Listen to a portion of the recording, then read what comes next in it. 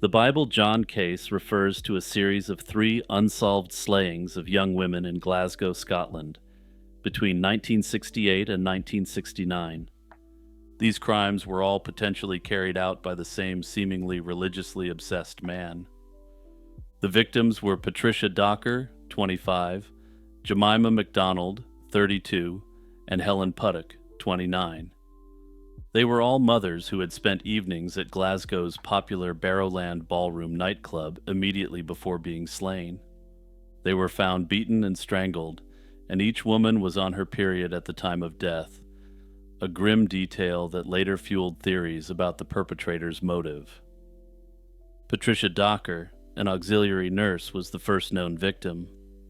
On February 23, 1968, her body was found in a Glasgow alleyway near her home in the Battlefield district.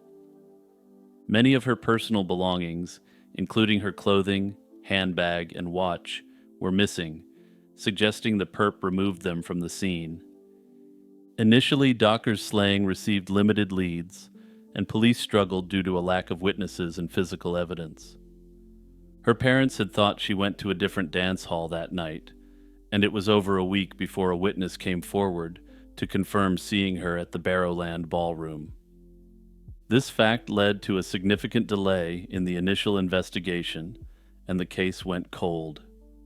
In August 1969, a second attack re-energized the investigation.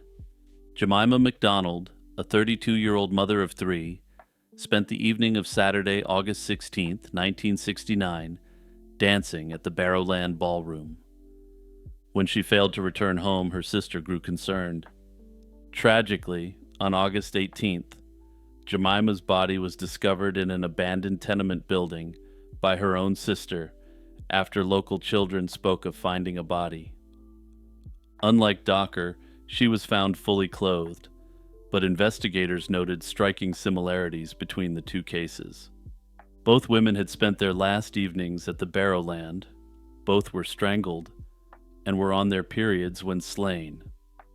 On October 31, 1969, the body of Helen Puttock was found behind her Glasgow home, marking the third and final known act of this perpetrator.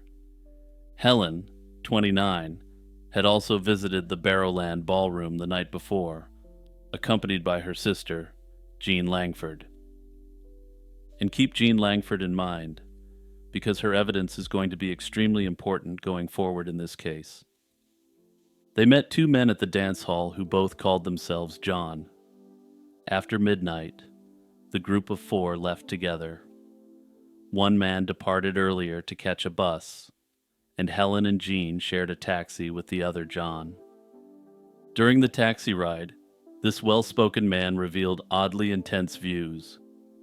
He spoke disapprovingly of married women attending nightclubs and dance halls and referenced the Bible, repeatedly remarking on Old Testament punishments for adultery. Jean also remembered that he mentioned he didn't drink on New Year's Eve because he preferred to spend his time praying. These comments made a strong impression on Jean. The man insisted on dropping Jean off first, even though her home was farther, leaving him alone with Helen. It was the last time Jean saw her sister alive.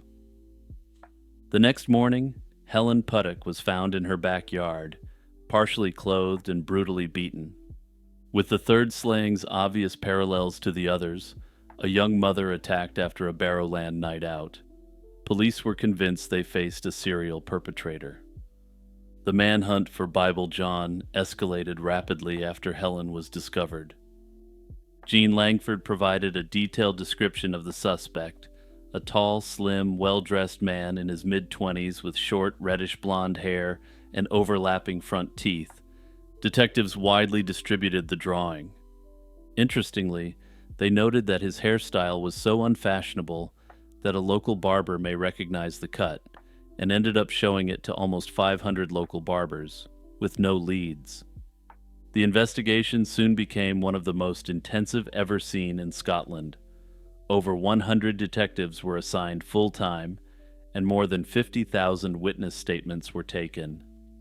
Additionally, thousands of potential suspects were questioned within the first year. Undercover officers even patrolled Glasgow dance halls, including the Barrowland, hoping Bible John might return to his hunting ground. Despite the massive manhunt and numerous tips, no arrest was made. By the early 1970s, the trail had gone cold. Some officers theorized that the unknown perpetrator might have died, been incarcerated for another crime, or that he may have been investigated and ruled out as a suspect. And trust me, you're going to want to keep that last point in the back of your mind. Others thought he may have simply left the area, perhaps explaining why the slaying stopped as suddenly as they began. With no further cases linked to Bible John, the case gradually moved into the realm of speculation. One early avenue of suspicion was that the slayings might not have been the work of a random predator at all, but rather the result of separate domestic crimes. In later reviews of the case, some detectives noted that both Patricia Docker and Jemima MacDonald had troubled marital histories. Docker was estranged from her husband Alex at the time of her death.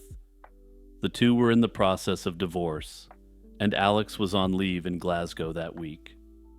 He was an early suspect, as investigators learned he had a potential motive and even checked into a hotel with another woman the day after Patricia's slaying. This was seen as perhaps a celebratory measure taken by Alex Docker, though nothing could be proven. Likewise, Jemima MacDonald had recently separated from her husband and moved back to Glasgow. These connections led some within law enforcement to believe that at least two of the three Bible John cases might actually have been unrelated attacks by people known to the victims. Another suspect emerged years after the Bible John terror, John Irvine McInnes, a former soldier and a cousin of a very senior Glasgow police official. McInnes was never publicly named during the original inquiry, but a secret 1995 review of the case zeroed in on him as a potential Bible John. Detectives in that review suspected that McInnes might have been the unidentified man in the taxi with Helen Puttock. Further, they even suggested that the original lead investigator, Joe Beatty, deliberately steered attention away from McInnes because McInnes's cousin was his friend. In 1995, police obtained permission to exhume John McInnes's body. McInnes had reached his end voluntarily in 1980. Thankfully, despite the Bible John slayings having taken place in the late 1960s, all biological evidence was preserved. The results were inconclusive and the genetic sample did not match, nor definitively exclude, McInnes. Notably, in a 2022 BBC podcast, the detectives who re-examined the case in 1995 indicated that they would have arrested McInnes for the slaying of Helen Puttock if he had been alive still. Notably and somewhat oddly, despite incredible improvements in DNA analysis since the mid-90s, the evidence hasn't been retested as yet. That said, the involvement of McInnes remains a controversial theory. While McInnes fit many aspects of the profile, such as being from a strict religious background, Jean Langford couldn't identify him conclusively as the man from the cab. The most famous theory to emerge in modern times is the possible link between Bible John and convicted serial perpetrator Peter Tobin. Tobin, who was from Glasgow, was found guilty of 3 slayings between 1991 and 2006. In 2006, after Tobin's arrest, detectives launched Operation Anagram to retrace his life and see if he could be tied to other unsolved crimes. Several intriguing connections came to light. Tobin had lived in Glasgow in the late 1960s, not far from the Barrowland. He even married his first wife in August 1969, after meeting her at the Barrowland Ballroom itself in 1968. Now, to be fair, this isn't quite as odd as I initially thought it was, given that the venue has a capacity of almost 2,000 people. Further, he was known for his violent hatred towards women. All 3 of his former wives later described the already violent Tobin flying into a rage when they were on their periods. Investigators have long suspected the Bible John perpetrator targeted his victims during this time of the month. This behavioral parallel, along with reports that Tobin was deeply religious, supported this theory. Further, Tobin was known to use the alias John Semple.